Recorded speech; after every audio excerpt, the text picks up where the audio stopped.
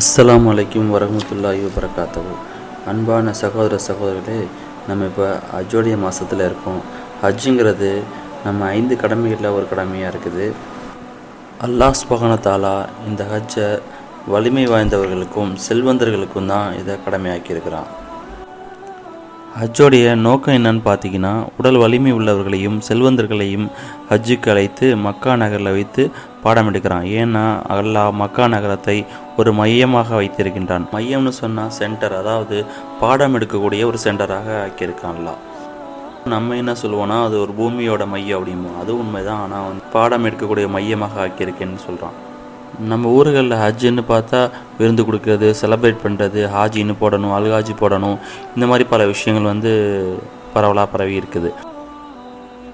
ஆனால் உண்மையிலே பார்த்தா ஹஜ்ஜுங்கிறது அல்லாஹ் நம்மளை அழைத்து பாடம் எடுக்கிறான். அதுவும் முக்கியமாக அல்லாஹ் செல்வந்தர்களை மட்டும் அழைத்து அங்கே பாடம் எடுக்கிறான். பெருமை, ஈகோ, ஆடம்பரம் எல்லாத்தையும் தூக்கி போட்டு அல்லாஹ் சொல்லக்கூடிய 2 ஆடையை அணிஞ்சுக்கிட்டு அல்லாஹுக்கு முன்னாடி போய் நான் உன்னோட அடிமை தான் அப்படின்னு சொல்லி அல்லாஹுக்கு முன்னாடி போய் பணிவோட நம்ம இங்கே எல்லோரும் சமம்தான், இங்கே ஏழை பணக்காரன் வித்தியாசம் கிடையாது, கருப்பு வெள்ளை வித்தியாசம் கிடையாது, ஏற்றத்தாழ்வுகள் கிடையாது, அவங்களோட பெருமை, ஈகோ, ஆடம்பரம், அகம்பாவம், திமிரு இது எல்லாத்தையும் எல்லாம் தூக்கி போட்டு அனைவரையும் சமமாக நடத்துகிறான்.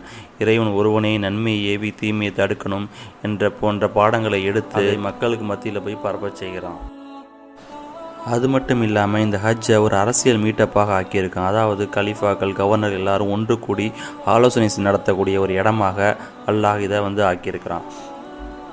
இதுக்கு முன்னாடி பார்த்தோம்னா நம்மளுடைய தலைவர்கள், அவங்களுடைய கவர்னர்கள் எல்லாரும் ஒன்றாக மக்காவை கூடி அதில் ஆலோசனை நடத்தி பல விஷயங்கள் பேசியிருக்கிறாங்க. ஒரு அரசியல் மீட்டப்பாக அதை நடத்தியிருக்கிறாங்க.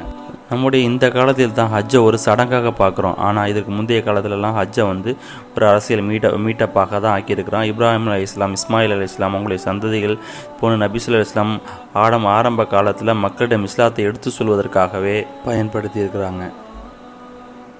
ஹஜ்ஜுக்கு நம்ம எப்படி ஒழுக்கமாக இருக்கணும், சமமாக எப்படி மக்கள் நடத்தணும், ஏழை பணக்காரங்க எந்த வித்தியாசமும் கிடையாது அப்படிங்கிற விஷயங்களை நம்ம கற்றுக்கிட்டு மக்களுக்கு மத்தியில் போய் பரப்புறதும், அவங்கள்ட்ட நம்ம எப்படி நடந்துக்கிறோம் அப்படிங்கிறத பார்த்து பல பேர் இஸ்லாத்துக்கு வருவாங்க. அது மட்டும் இல்லாமல் இந்த ஹஜ்ஜுடைய நாளில் அரஃபா அப்படிங்கிற அந்த புனிதமான நாள், அந்த நாளில் தான் இந்த மார்க்கம் முழுமையாச்சு. அதனால தான் அந்த நாள் கொண்டாடப்படக்கூடிய அல்லது நோன்பு வைக்கக்கூடிய, அதிகமாக அல்லாஹ்வின் மீது திக்ரு சொல்லக்கூடிய, தக்பீர் கூறக்கூடிய மிகச்சிறந்த நாளாக இருக்குது. இந்த நாளை நம்மளும் அவ்வாறே பயன்படுத்தி அதோட பயன்களை உண்மையாக பெற அல்லாஹ் அருள் புரிவானாக. வாகிர் தாவானாக. அல்ஹம்துலில்லாஹி ரப்பில் ஆலமீன். அஸ்ஸலாமு அலைக்கும் வரஹ்மத்துல்லாஹி வபரகாத்துஹு.